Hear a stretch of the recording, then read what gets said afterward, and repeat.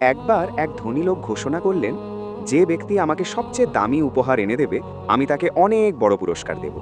পরদিন শহরের বড় বড় ব্যবসায়ীরা দামি হীরা, জহরত আর রেশমি কাপড় নিয়ে লাইনে দাঁড়ালেন। সবাই ভাবছিলেন তাদের উপহারই হবে সেরা। লাইনের একদম শেষে দাঁড়িয়েছিল একটি ছোট্ট ছেলে, যার হাতে ছিল সামান্য কিছু খেজুর। ধনী ব্যক্তি সবার উপহার দেখছিলেন। এক একে দামি সব জিনিস দেখে তিনি শেষে ওই ছেলেটির কাছে পৌঁছলেন। তিনি দেখলেন ছেলেটির হাতের খেজুরগুলো খুব সাধারণ। তিনি হাসলেন এবং জিজ্ঞেস করলেন, খোকা, তুমি কি জানো অন্য সবাই কত দামি জিনিস এনেছে? তোমার এই সামান্য খেজুর কেন শ্রেষ্ঠ উপহার হবে? ছেলেটি বিনয়ের সাথে উত্তর দিল, হুজুর, অন্য সবাই তাদের বিশাল সম্পত্তি থেকে কিছুটা দিয়েছেন, কিন্তু আমার কাছে এই কয়টি খেজুরই ছিল সব।